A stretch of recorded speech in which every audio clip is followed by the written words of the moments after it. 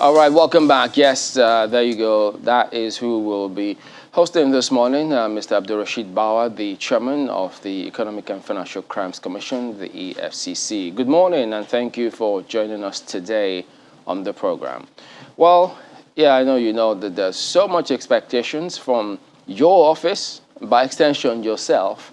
So, in the light of all of those considerations and how are you settling into this office at the moment? Good morning. Thank you very much for having me this morning. Well, I'm settling in very well. Things are going on as expected. You get from people when they say, well, we don't exactly know what to expect from Mr. Bauer, but let's watch and see. Do you get that kind of impression? Well, certainly we have set out what we intend to do. We have told Nigerians the kind of EFCC they should expect under my watch, and we are working towards that day and night. And then speaking about fighting corruption, I mean, here, you know, the different meanings, different interpretations that people give to it, how they think it should be approached, how we're perceived globally, what needs to be done to change. So you've spoken about your plan separately, severally. So if you could shed some light, how do you intend to achieve or carry out your own activities with a view to changing or achieving the fight against corruption is successful? Well, to start with, the provisions of the law is very clear. One cannot go beyond the law itself. You have the EFCC Establishment Act that gives us our mandate. So, of course, we are going to achieve the fight against corruption through the mandate that is given to the Commission by the provisions of the Act.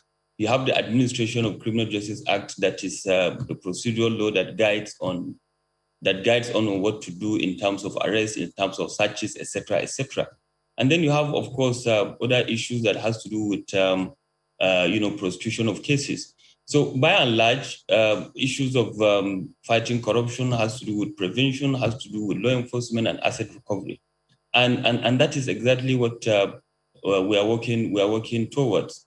We have mentioned it time and time again that we have realized the difference between fighting corruption and fighting corrupt people, and that fighting corruption is actually issues that has to do with good governance, issues that has to do with institutional reforms, issues that has to do with doing things, by the book, by the procurement processes, etc., etc.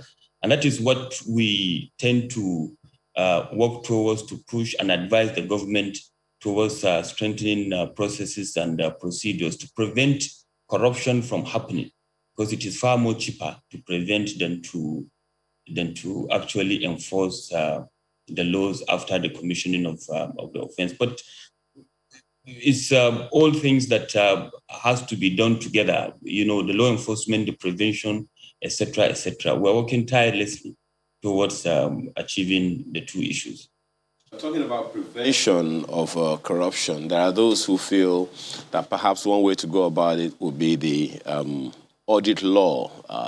So I'm wondering if that, or the absence of that, is an inhibition to fulfilling your mandate. Because I remember you recently said to a committee of the National Assembly that the EFCC found 1 billion naira sitting royally and regally in the account of one civil servant. And if you look at the Auditor General's reports over the years, 2014 till maybe 2018, you'll find a lot of indictments of ministries, departments, and agencies with so much money hidden away here and there, and so many people supposed to take action and they haven't taken the action. So I'm wondering, in terms of prevention and in terms of even taking on those issues, especially from those indictments in the Auditor General's reports over the years, is there anything the EFCC can do? Well, if you look at, the public service rules, the provision of, brief for public, Public Procurement Act. If everybody is to go by those two documents itself, you understand, you will not have any problem. But people will always find a way of, trying to manipulate the system for their own selfish interest. Yes, of course, if those issues are there, then the EFCC will have little to do. But humans will always find a way of doing it the other way, and that is why we have to come in and do what we have to do. When it comes to, you raise the issue of the civil servant, etc. You see, there is no single kobo that can leave the government coffers without going through the procurement processes. And that is where you see a lot of the problems when it comes to the issue of public corruption. It is through the processes of the award of contract, whether or not the contract has been executed is another way of taking the money out. Now, whether, of course, the inflation of the contract is also another way of taking the money out. And then, of course, you have instances whereby, yes, the contract has been awarded, yes, the contract has been done to specification, but then, of course, there are briberies, kickbacks going back and forth. So, by and large, it's part of it. If we can have a very robust audit processes, then, of course, it will reduce to a larger extent the way we come into some of these issues to deal with them in terms of enforcing the laws of the land. Do you see a gap in that process that you just talked about now that needs to be blocked, especially talking about the civil service? Because politicians come and go. Political appointees come and go, elected officials come and go, but civil servants are always there. The civil service is always there. And they are supposed to be the ones that continue to oil the engine of governance. So if the structures are not strong enough to prevent, to go by your recommendation, then there would be a problem and the EFCC will probably not even be able to sleep at all. So do you see gaps that need to be blocked? And if you agree, what are those gaps and what can be done? There are a lot of gaps, gentlemen and ladies. There are a lot of gaps. Some of the gaps that we have seen or have identified, were put in the laws, with good intentions. For instance, when it comes to the issue of emergency contracts, for instance, whereby there is an issue and then the MDS can award this emergency contract. It is being abused by some certain agencies. There's a particular agency that is notorious for that. They have turned all their contracts into emergency contracts because they don't want to go through the process of bidding, et cetera, et cetera. So there are gaps. And most of the issues out there is because the laws are not even being put to use. And that is why in the EFCC, even though we have 95% rating in terms of our own procurement processes, when I came on board, we upgraded the procurement unit into a full-fledged department. And what we intend to do and achieve with that is to make the EFCC procurement department to be the living manifestation of all the procurement laws in this country, so that it can serve as a model for MDS to come and see how things are being done in terms of purchase of goods and services, engagement of consultants, et cetera, and it is there that the laws are there, the gaps are there, but then they have to be tested to be able to see where the red flags, to enable us to see where the red flags are, and then advise government appropriately to come and close those gaps. But over time, especially, in this 110 days, thereabouts, that you've been in office, just how ahead of these activities have you been? Because it's one thing to fight corruption, as you said earlier, but it's another thing to prevent, always stay ahead. So just how much have you been maybe 10 steps ahead of those activities, either in the civil service, in fact, majorly in the civil service? Do you want me to tell you our strategies on how far we are ahead of them? Certainly, we will not come to the media and say what we are doing in terms of how we will get them. But I want to assure you of the fact that we are doing a lot. One of the strategies that we are trying to renew and implement is to carry out what is called corruption risk assessment or fraud risk assessment on, some of these MDAs. For instance, I have written to the the Ministry of Petroleum Resources, and the minister have responded accordingly.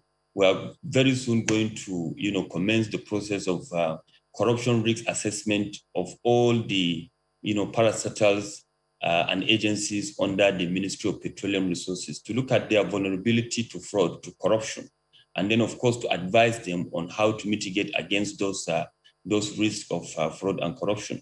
And I think that is the way to go. It is only when you have assessed yourself that how vulnerable are you to corruption and fraud that you can be able to now set up what is called a committee of fraud risk management, and to see where the residual risks are, and then where, of course, are you going to find a ways of dealing with them.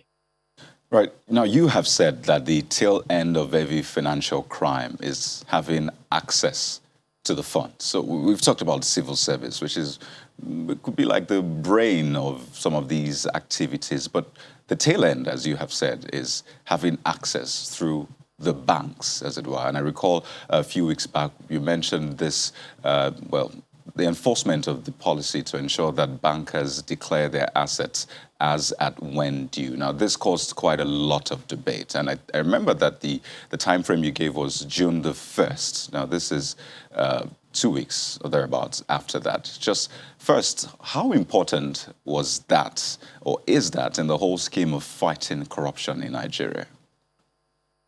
Well, it is important because fraud fighters across the world have agreed that the idea of humans to realize that they can be caught is the best form of deterrence. And I did not say that the banks should declare their assets to us. The law has been in existence since 1986. I was 6 years old when that law was passed. All that we said in the EFCC is that come 1st of June, we are going to demand for those declared assets by the bankers. We are going to demand, because by law, we have the powers to demand for information. And we have our reasons, for demanding for such information. And we have asked them to submit those records on that 1st of June.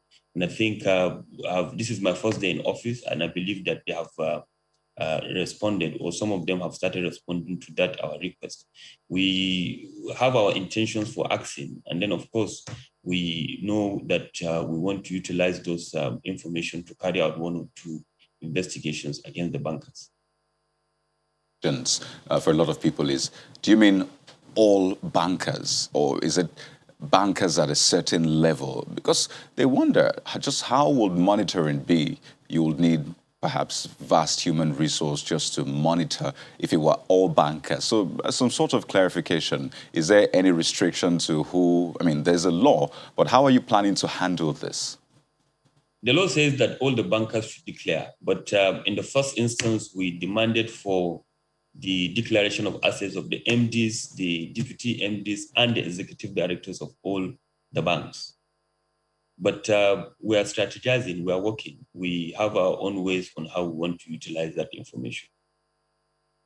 In terms of your mode of operation, there are some who say that when EFCC approaches the court for an ex parte, perhaps to investigate a property or something, so once that is granted, EFCC hangs on to that, even when that ex parte or the application has elapsed.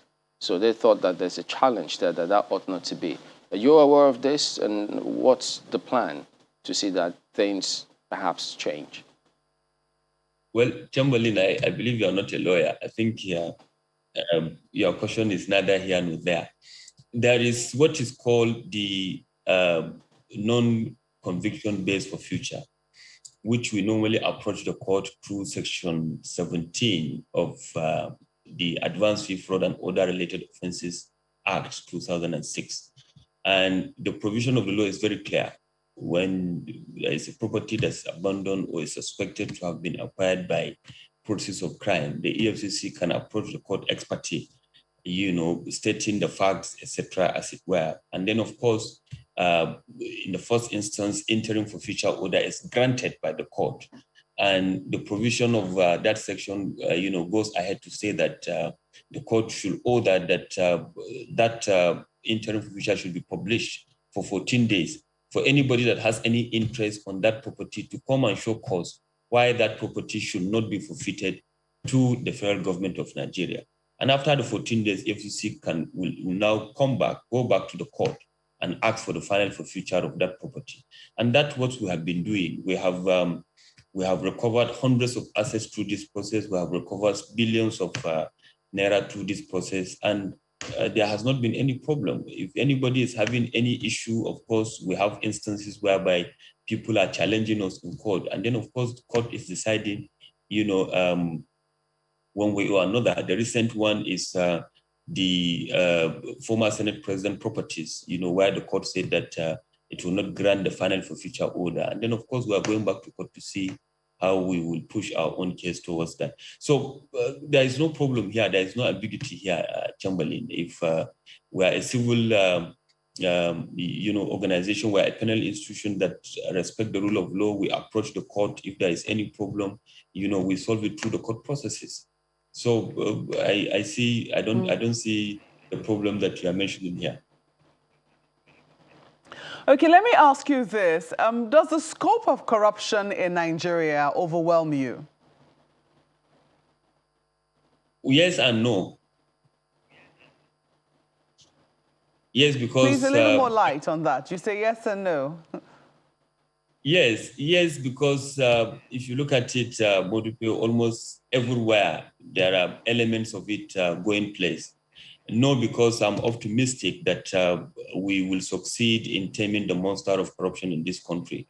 So I'm very optimistic that with the efforts of the government, you remember one of the cardinal principles of the president's administration is to fight corruption. And we in the EFCC and other law enforcement agencies saddled with this responsibility, we are doing our best trying to see that we curtail this.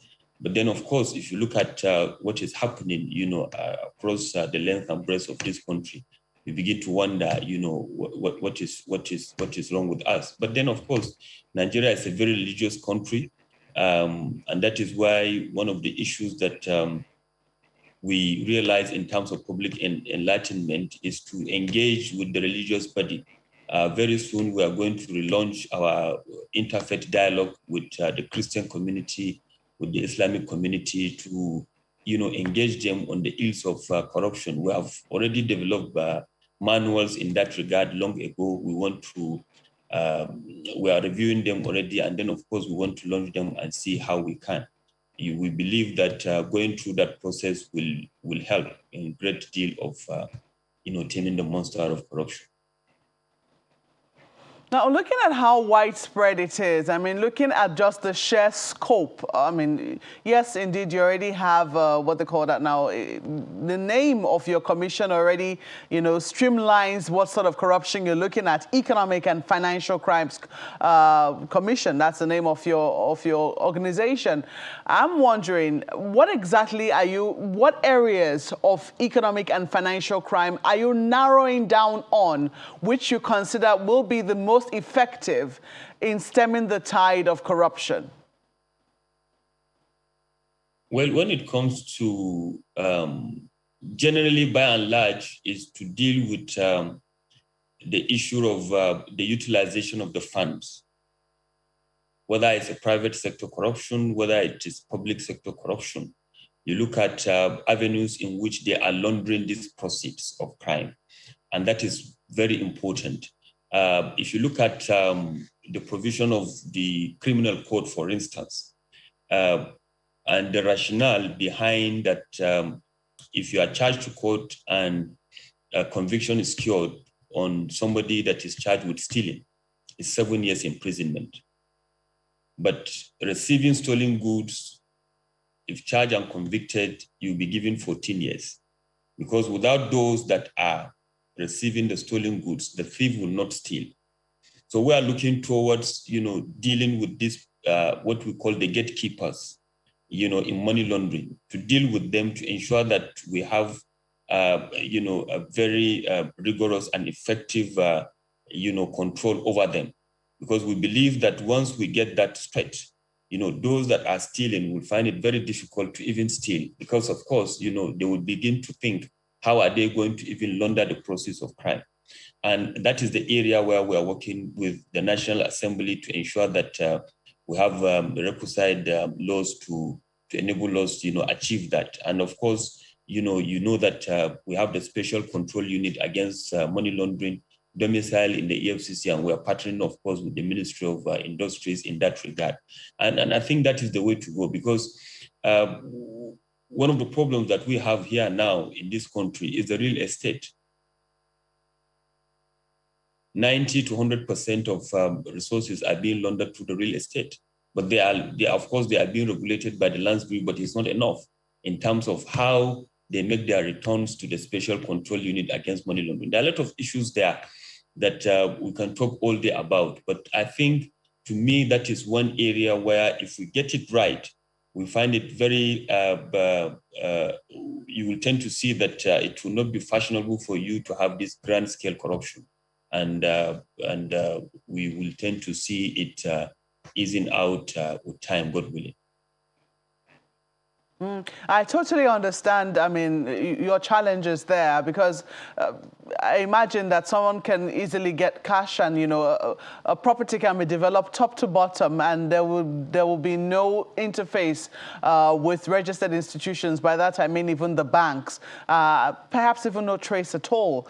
So how are you looking to, see how it is that, illegal proceeds or proceeds of corruption, when they find their way into real estate, how are you, putting your eye on that, and how do you hope to, regulate or catch those who choose to use that means instead of, say, through the banks, which might make it a lot easier for you to trace?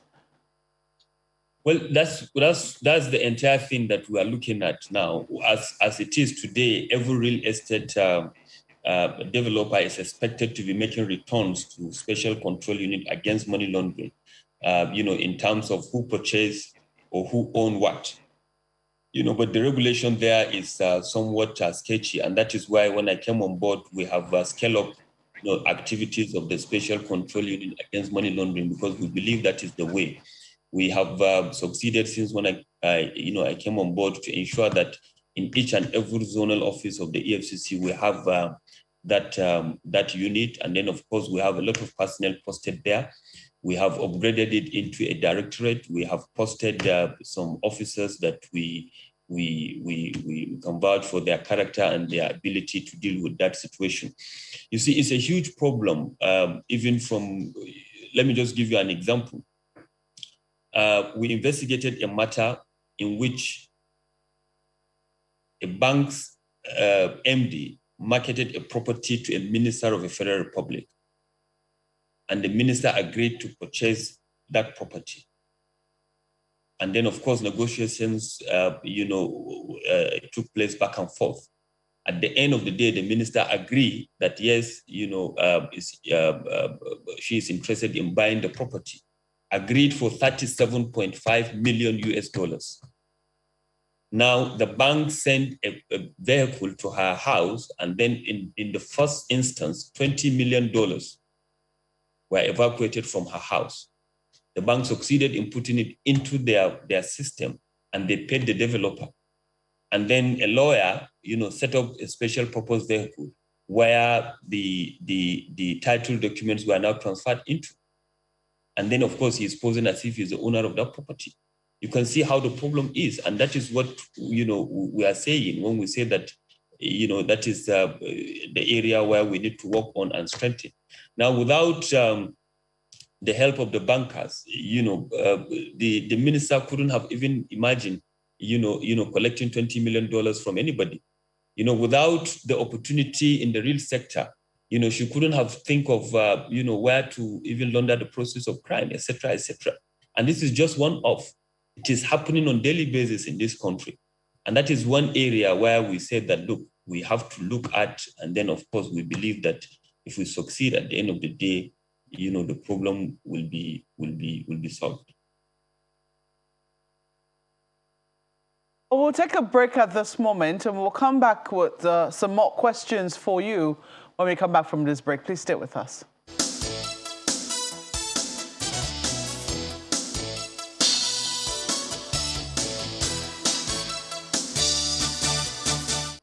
Abdurrashid Bawa, who is the chairman of the Economic and Financial Crimes Commission, is our guest this morning. He is still with us via Zoom. If I may ask you, I know you have said you're focusing on the gatekeepers, but largely, more and more, I'm sure that before now, you're very aware of the criticisms against the commission which you now head. Interestingly, you have risen through the ranks. You were with the EFCC from conception, and I'm sure that you're aware of some of the shortcomings and also perhaps the public perception of the EFCC. How are you sidestepping the line mines? Criticisms such as the EFCC is no longer as effective as it used to be, or it is a political tool, or, you know, those kinds of comments, or that sometimes it oftentimes rushes to the media trial, or that, you know, they won't have completed their own thorough investigation before names are mentioned, thereby bungling their cases. How are you sidestepping some of the criticisms that already existed before you came into office? By taking decisions according to the laws of the country. People will always talk, my sister. People will always talk. If you are doing the right thing, people will talk. If you are doing the wrong thing, people will talk. But the bottom line is that, are you doing, you know, what you have to do based on the available facts that you have? Issues of media trial, we have said it time and time again. We have an obligation to tell Nigerians what we are doing. And once matters are in court, you know, they become you know, public knowledge. Anybody can apply to court to know what is happening. You know, they can, journalists like you can go ahead, you know, and get these court papers, and of course, you know, tell the whole world what is out there. People have accused us of the fact that we don't carry out thorough investigation, and we rush to court on some of these issues. But then how come that we have, you know, 95 to 98% success rate in court? When a student writes an exam and he scored 70 over 100, he's given an A. And here we are, you know, scoring 95 to 98%, and that means we have an A. And then people will just take one issue, and then they will say that, yes, EFCC have been losing cases. What are those cases that we are losing? EFCC, there is no organization in Nigeria that has contributed to the development of law in this country in the last 15 years, more than the EFCC, because of the fact that, you know, that is what we are expected to do, to investigate and then, of course, to prosecute. We manage the biggest chamber in this country. You know, we have investigated and prosecuted governors, you know, top security personnel, top generals in this country, senators, ministers. That has never happened before in this country. People have forgotten where we were before the EFCC and what the EFCC was able to do when it came on board in 2003. You know, we are doing our best. Are we saying that we are perfect in all that we do? Certainly not. But we are doing it, you know. There's nothing like such stepping, you know, based on available evidence, you know, before my predecessors, and that is why they are taking, that is why they took the actions that they took. And then, of course, that is what we are doing now going forward. You know, we look at the case, we conclude the investigation, we send it to our legal department, they peruse through, they vet it, you know, they come up with the charges, and we file in court. And then, of course, what is expected of us is to present our case, you know, to prove our case beyond reasonable doubt. And the defense is having the opportunity of opening his case to also say his own side of the story. It is only the EFCC, you know, that have been prosecuting cases in this country for 12 years, and we have been succeeding. You know, so I don't know what are your benchmarks? What would you consider your benchmarks? Considering just how widespread corruption is, how prevalent it is, and how humongous your work must be, it would seem that Nigerians have a different benchmark by which they're judging the work that you do. And of course, you must have your own internal benchmarks. What are the standards that you have set for yourself within the EFCC? Well, the vision of the EFCC is very clear: to rid this country of economic and financial crimes. And that is the benchmark. That is what we want to achieve. Are we there yet? Certainly not. Are we working towards that? Certainly, of course, yes. People have come up with all sorts of benchmarks to say how much money you have recovered, how much convictions you have secured. Now, on what parameter are you basing that? If you recover 100 billion, are you saying that it is only 100 billion has been stolen by this country? In this country? If you secured 1,000 convictions, are you saying that it is only 1,000 people that have committed crimes? So I don't see those issues as benchmarks. What I think we should be looking at is, how far we have gone in what we are doing in terms of bringing in avenues or ways in which we are preventing this. And that is the way to go.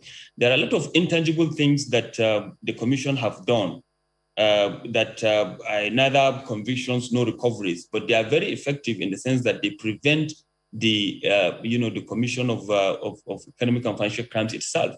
So by and large, you tend to see that what benchmarks are you going to look at? And the only thing that you have to do is to continue to do your work. Well, part of what is also out there, they also accuse the EFCC of treating interim forfeiture as final judgment, whereas they say no, but that's usually granted so that you don't destroy the rest pending final judgment. So have you heard that kind of accusation, and what is it thinking about that moving forward? Anybody that is accusing us of that doesn't know what he's doing. Interim, and then EFCC is taking it as final. Is it that we don't understand English? There's difference between interim and final. How can we take an interim for future as final for future? Certainly not. I've never heard of that before, because it's very ridiculous for somebody to accuse an agency of international repute like us that we are taking interim for future as final for future. Come on. Well, that is what some of those who have cases have suggested, because you're just a little over 100 days in office, so it may not be your term, but yes, you've been there before. I've been around to be able to answer this. There is no time in the EFCC where we tend to see interim for future as final for future. It's impossible. Look, we have a full-fledged department that deals with the issues of recovered assets. We call it Asset for Future Recovery Management Department. We have the legal department. You have the investigators that are doing this, tracing and identification of these assets. Then all of this, we will not see it that, look, this is an interim for future, and then we are taking it a final for future. Okay, who did we hand it over to? Who is the victim that will take interim for future assets and give? It's practically impossible for that to happen. Now, about the property matter. So what is the requirement or expectation here? Is there a threshold with which if anyone who is buying a property exceeds, they need to let the Commission know, or anyone who buys any property, they need to let the Commission know? What laws would they be violating if they don't? Well, it's not that you cannot go ahead and buy. You can buy your property anytime. It is the real estate, those that are selling those properties, that are expected to make returns. Just the Money Laundering Prohibition Act provides for two types of agencies per se. You have the financial institutions, you have the non-designated financial institutions. Now, both of them are required to make returns or reports to either NFIU or SCUMO. For instance, when it comes to the NFIU, the banks or the financial institutions are expected to make currency transaction reports and suspicious transaction reports. They are just reports that they are expected to make statutorily for NFIU to look at, and then, of course, to see whether there is any red flag in any of those transactions. And then, of course, you have the returns, which is from, for instance, the real estate to SCUMO. That is real estate developers are classified as non-designated financial institutions. Now, those returns, it is for SCUMO to now peruse through to add value to the information and to see whether there is any cause for alarm. And then, of course, it will be taken forward. So there is no threshold per se to say that you are buying a property of 1 million or 10 million or 10 billion. and that it is when maybe it is at a certain amount or threshold that you make reports. No, it is all transactions when it comes to that. So what is the thinking now about managing looted assets? What is the what? What is the plan? Because previously there was this argument about looted assets. So I know that there are some measures that are being taken to ensure that, I mean, if any questions are asked, people can see these are the looted assets, this is what has been done moving forward. So what's the current situation about that? Well, the current situation, we have the process of Crime Act before the National Assembly. They are trying to come up with, legislative, law that will deal with those situations. In the EFCC, we have the provisions of our act that guides us on how to manage these assets. And of course, we have the regulation from the Office of the Attorney General of the Federation. Those are the issues that are in place now. But internally, since when I came on board, we are working towards digitalization of our processes, the entire processes of the commission. And God willing, we'll come out better for it in terms of, how some of these statistics are being kept. By and large, there's no problem in this regard, going forward, inshallah. Well, there is a question from one of our viewers sent in via email asking to ask the EFCC chairman how the commission deals with its staff who are compromised because, according to him, there have been some of the members of EFCC being settled by some individuals involved in financial crime, as not all cases are published in the public domain. Well, the EFCC is among the few agencies in this country that has a full-fledged department, that police the affairs of, its staff. We have a department called the Department of Internal Affairs. It was established in 2003. It is a department that is saddled with the responsibility of, policing the investigators that have taken the other way, around their professional ethics. Now, that department is there. And since when I came on board, we have made some changes in there. We have given them, the go-ahead to, reorganize the department and come up with, the way going forward. But the way to go about some of these things is that we need information about these issues.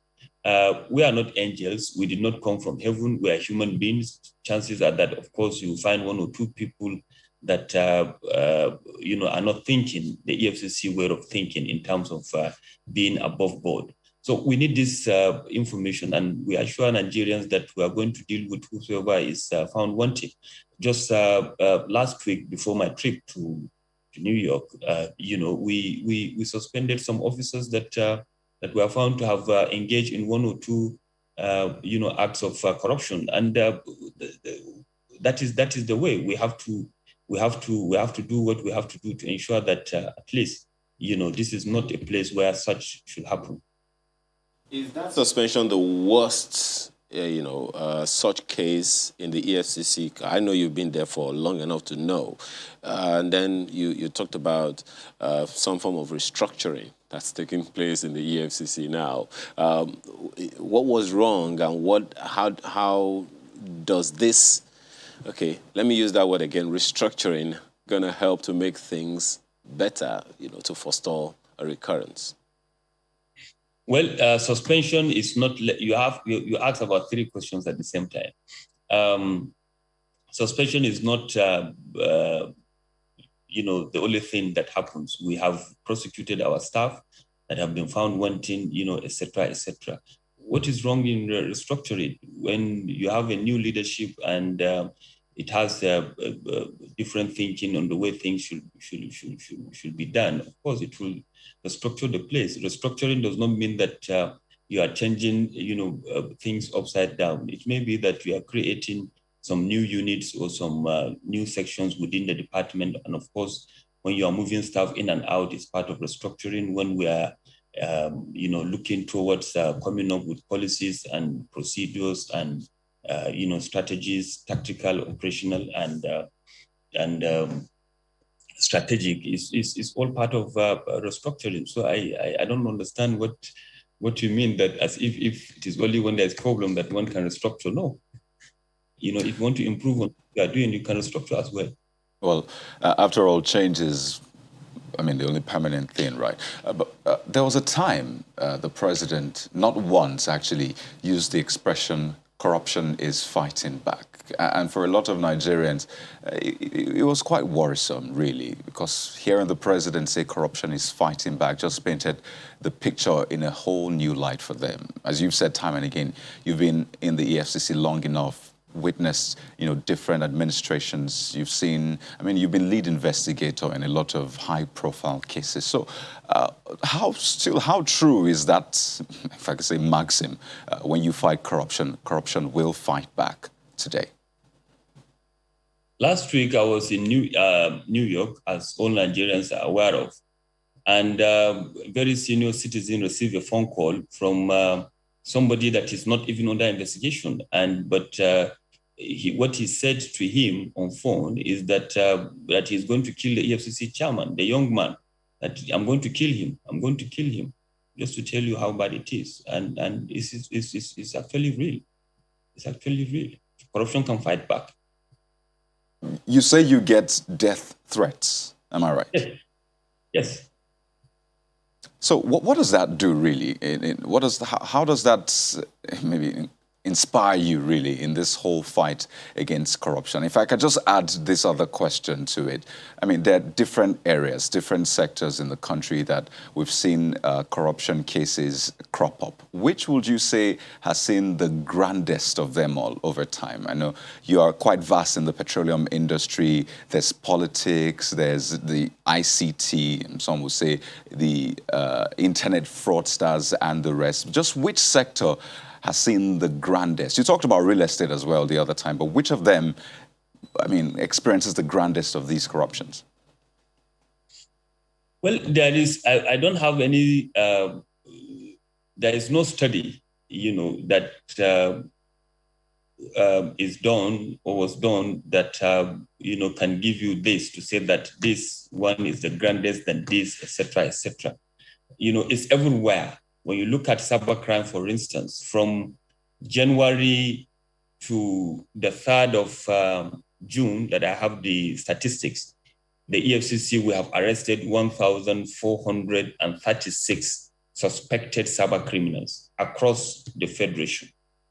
Now, if you look at it in this, from this perspective, can you say that the EFCC have arrested up to 100 people within that period that are engaged in public corruption? So you may say that this is the grandest. But if you look at the issues of maybe recoveries that have been made in within the same period, you can see the oil and gas sector, coming on top on that in terms of where we tend to recover, money more than any other sector in this job that we do. And then, of course, you look at a lot of things that is happening within the private sector in terms of giving back and forth briberies, etc.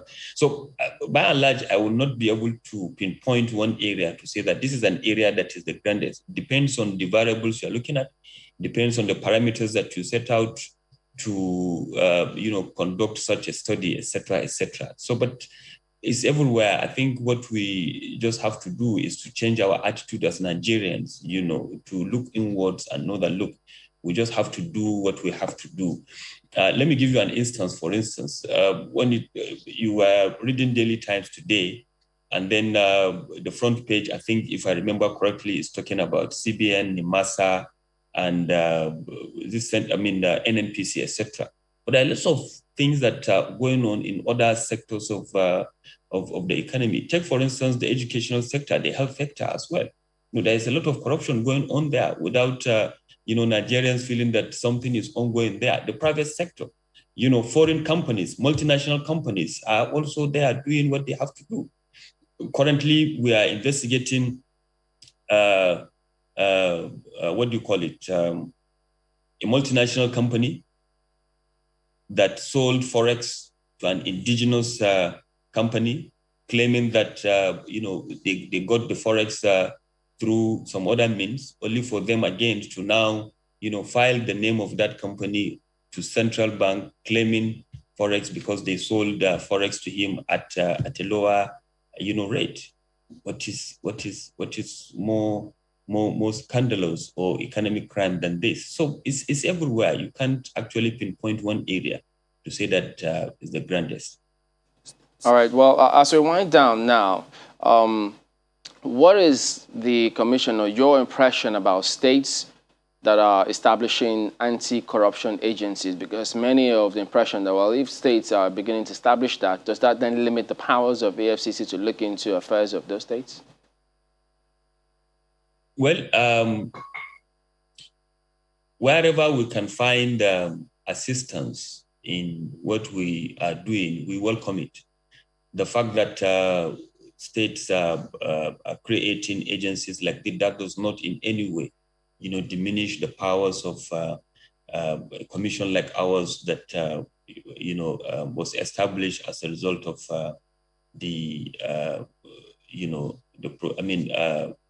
from the National Assembly. Certainly not. There are a lot of about 2-3 decided cases where that has been established, even by the Supreme Court. So that is already settled. What some states are doing or have done did not in any way, diminish the powers of the EFCC. Not at all. Not at all. But we welcome it. We welcome it. Okay. Well, the CBN has washed its hands of crypto, even though they'll have a digital currency, as they say, before the year ends.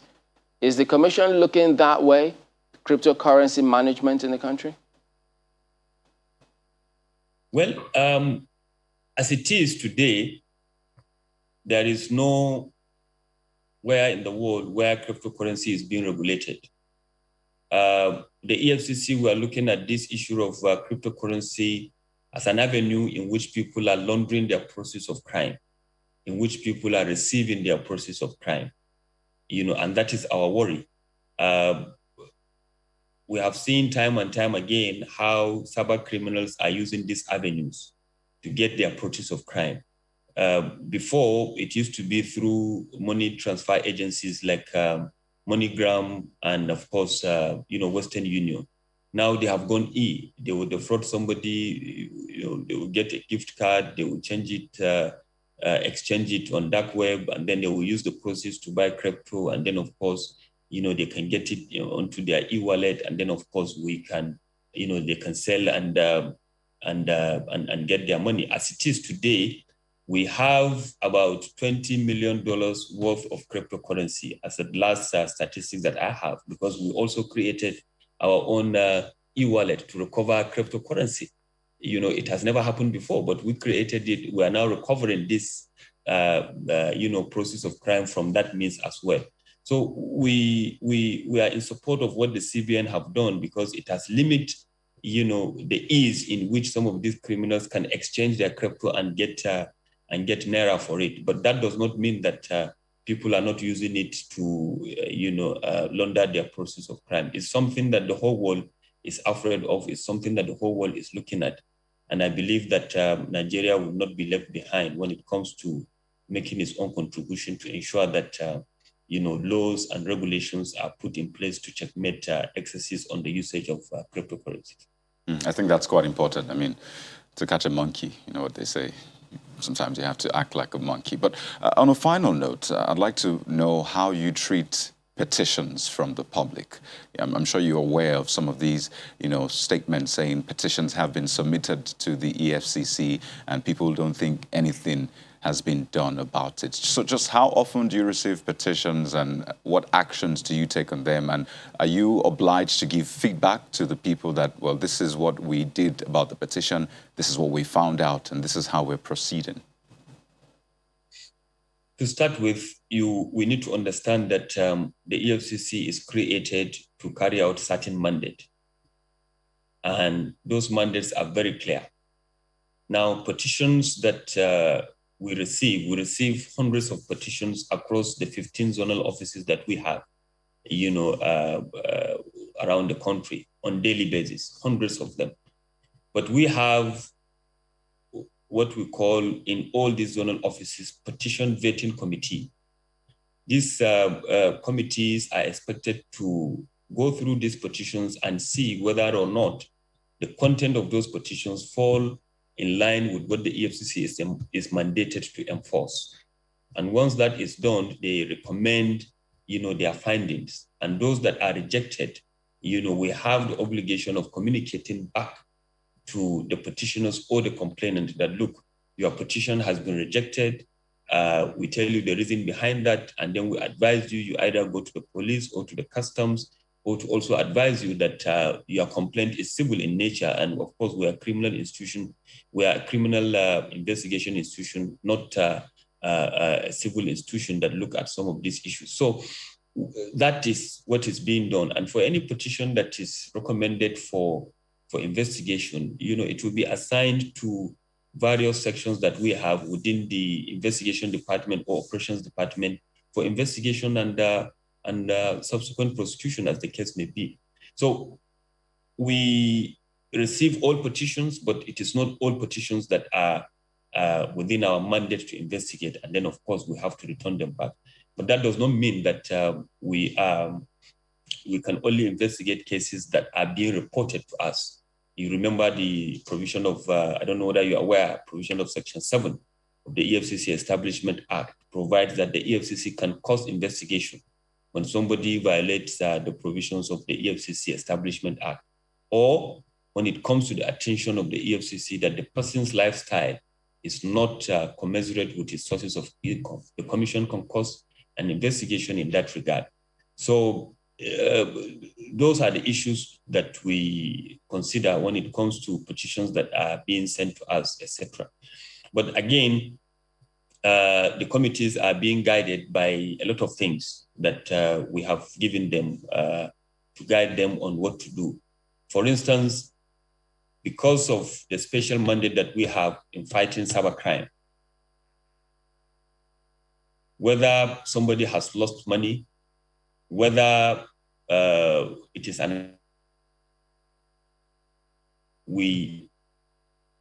all elements of cybercrime. Because by law, possession of fraudulent document is an offense, attempt is an offense, OBT itself is an offense. We do that. Now, when it comes to public sector corruption, irrespective of what is the amount that is involved there, we tend to go for it, whether you are a councillor, whether you are a civil servant, etc., etc. But when it comes to the issue of you and I, tumbling because of one problem between you and I, etc., there is element of fraud. We tend to have threshold on that because we cannot do everything, even though there is element of fraud in it. We can't be investigating cases for, let's say, ₦1 million, 500,000, 200,000. We will be overwhelmed because we're a specialized agency that is saddled with the responsibility of curtailing and working on, economic crime. So we have a threshold on that tends to guide us. It depends, again, from one zone to another. For instance, if you say that, let me just leave it at that. It depends from one zone to another so that I will not be saying something to demean some certain zonal offices or some certain states. Okay, well, I think on that note then, perhaps another 265 days may not be out of place to review some of these activities and then what we all need to do to ensure that we are in the right stead moving forward. But we do thank you for coming on, Mr. Abdulrasheed Bawa, Chairman of the EFCC. All the best. It's all my pleasure. Thank you. We're back in a moment. Don't go away.